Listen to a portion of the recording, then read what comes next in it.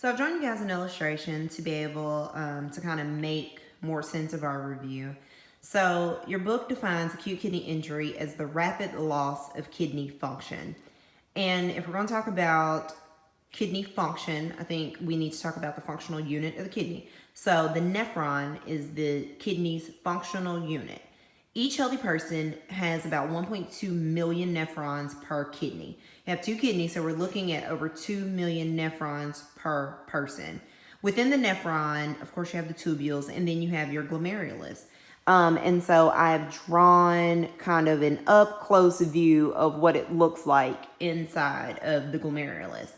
And what I really, really want to focus on is this 3-layer barrier.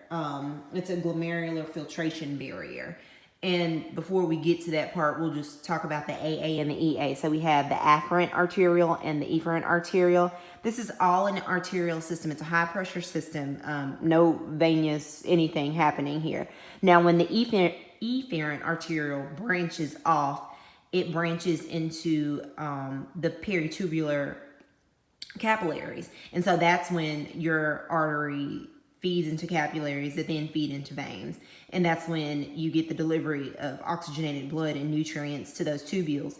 And you're able to carry away the waste and any excess, anything else that needs to be, well, the deoxygenated blood that needs to be carried away.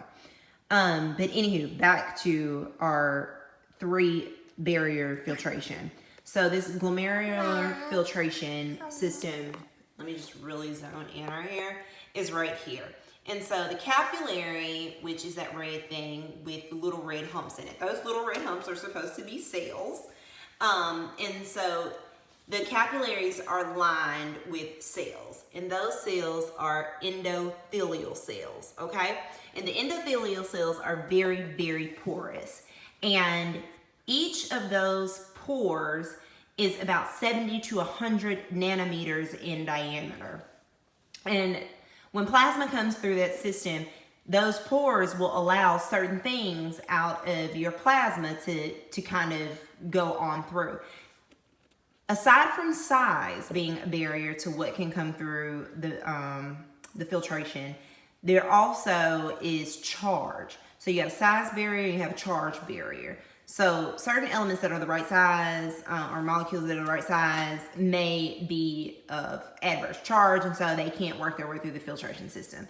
I don't know how pertinent that will be, but just good to know.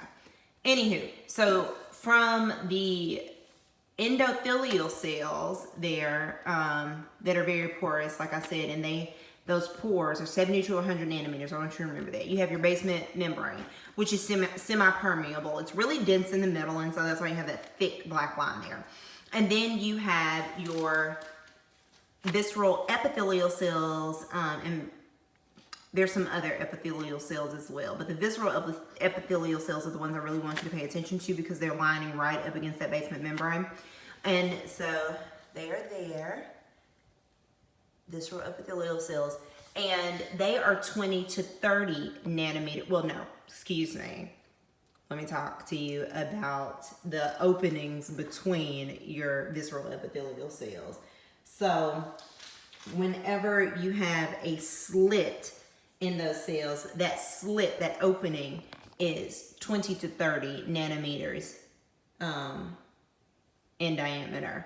And so that nothing larger than that should technically be able to come through or be filtered through. So the visceral epithelial cells are interdigitated. And when I say interdigitated, I want you to literally think about your digits, like think about your fingers. And if you take your fingers and spread them like this, I have to hold the phone so I can't do both hands. But if you spread them like this and then stick your other fingers in between, you're not going to fully close. Like there will be small gaps. And so that is what I'm talking about when I say the slits. It's just those small gaps that fall in between those visceral epithelial cells. And in addition to being interdigitated with each other, those digits also help keep them like attached and embedded to the basement membrane. So it keeps a really close connection there. To kind of put this into perspective, when you're thinking of things that should not be in the urine, red blood cells, for example. this is 70 to 100 nanometers at the top and then 20 to 30 nanometers at the bottom. A red blood cell is about 7,000 nanometers. And so if a red blood cell is found in your urine, it came through this filtration system. So something is terribly wrong. Like there are some big gaps somewhere, some wide openings. There's a lot of damage being done, just to kind of put it in perspective for you. And then beneath Bowman's capsule, I just want you all to know that that's your proximal convoluted tubule. And it's lined with proximal convoluted tubule cells. So that's the blue cells right there. There you go. But this opening right down the middle, that's your proximal convoluted tubule. And I am saying that because the book is going to make mention of epithelial cells sloughing off and blocking your tubule. And so it just gives you kind of a visual impression of like really what that looks like and like what those cells were used for. And if they have sloughed off, then it's just kind of wide open. Because they are there to make sure that only what is supposed to be filtered out of that plasma gets filtered through. So I mentioned red blood cells. They are too large to get filtered through the system. White blood cells, that's another very common one. Something that is way too large should not be found in urine. A lot of plasma proteins are too large to make it through. There's one plasma protein in particular, albumin, which fits the size barrier. Albumin is of size to be able to make it through this filtration system. However, albumin runs into some charge issues, and so not a lot of albumin ends up getting filtered out, but some does slip through sometimes. It's not always extremely alarming. But speaking of albumin, I just thought it would be worth mentioning. I drew a little liver up top. The liver is responsible for protein metabolism and also the synthesis of plasma proteins. So two plasma proteins that will be important to our lecture are angiotensinogen, which plays a very important role in the RAS system, and then also albumin, which plays a very important role in maintaining your pressure. So albumin maintains osmotic pressure in the circulatory system. It has the, when albumin remains inside of the vessel, that osmotic pressure pulls fluid inside of the vessel. When you have a lack of albumin inside of the vessel, the hydrostatic pressure outside of the vessel pulls fluid into the tissues. So I just want you guys to be aware when you don't have enough albumin, that creates a huge circulatory problem and a volume problem for you.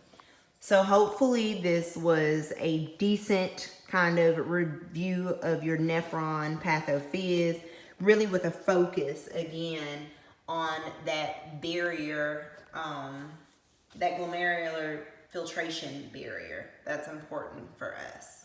And outside of filtering, the kidney plays a lot of other important roles, and we know that the kidney is super important in acid and base regulation. And so just anything that you've learned in the past where the kidney comes into play or serves a purpose. The kidney also produces erythropoietin, and so from there we get our red blood cells. So that's super important too. So I just want you guys to kind of revisit why our kidneys are important. All right.